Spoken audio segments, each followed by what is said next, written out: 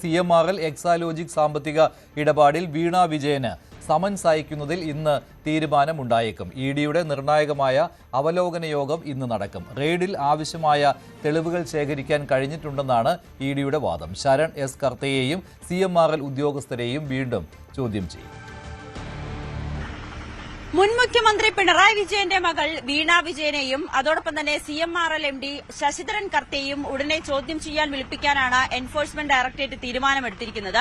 അതിനായി ഉടൻ തന്നെ സമൻസ് അയക്കുമെന്ന് അറിയുന്നുണ്ട്. അതിനു മുൻപായി വീണ വിജയന്റെ പിടിച്ചെടുത്ത ഫോണും ശശിധരൻ കർത്തയുടെ ലാപ്ടോപ്പും ശാസ്ത്രീയ പരിശോധനയ്ക്കായി എൻഫോഴ്സ്മെന്റ് ഡയറക്ടറേറ്റ് അയച്ചിട്ടുമുണ്ട്. അതിന്റെ ഫലം കാത്തിരിക്കുകയാണ്. അതിനു മുൻപായി തന്നെ ഈ ശേഖരിച്ച വിവരങ്ങളിൽ വിശദമായിട്ടുള്ള ചോദ്യം ചെയ്യൽ ആവശ്യമെന്ന് തന്നെയാണ് ഇഡി വ്യക്തമാക്കുന്നത്.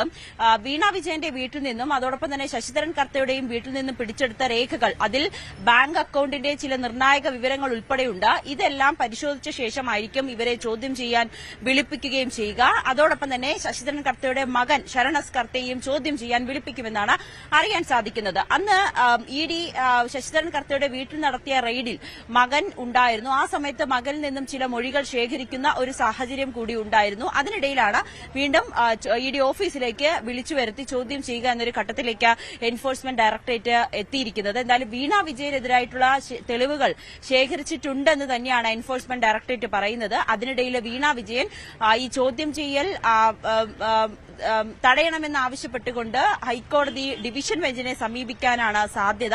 അങ്ങനെയാണെങ്കിൽ അതിനെ ശക്തിയുക്തം എതിർക്കാനാണ് എൻഫോഴ്സ്മെന്റ് ഡയറക്ടറേറ്റ് തീരുമാനിച്ചിരിക്കുന്നത്. പ്രത്യേകിച്ച് ഇഡി ഉദ്യോഗസ്ഥർക്കെതിരായിട്ടുള്ള അതിക്രമമൊക്കെ ഹൈക്കോടതിയിൽ ചൂണ്ടിക്കാട്ടിക്കൊണ്ട് ആ ഒരു ഹർജി അത് തടയണം, ചോദ്യം ചെയ്യൽ അനിവാര്യമാണ് എന്നുകൂടി ഇഡി ഹൈക്കോടതിയെ അറിയിക്കും. CMRL ഉദ്യോഗസ്ഥരെ മറ്റ് ഉദ്യോഗസ്ഥരെയും ആവശ്യമെങ്കിൽ ചോദ്യം ചെയ്തേക്കുമെന്നാണ് ഇഡി വൃത്തങ്ങളിൽ നിന്നും അറിയാൻ സാധിക്കുന്നത്.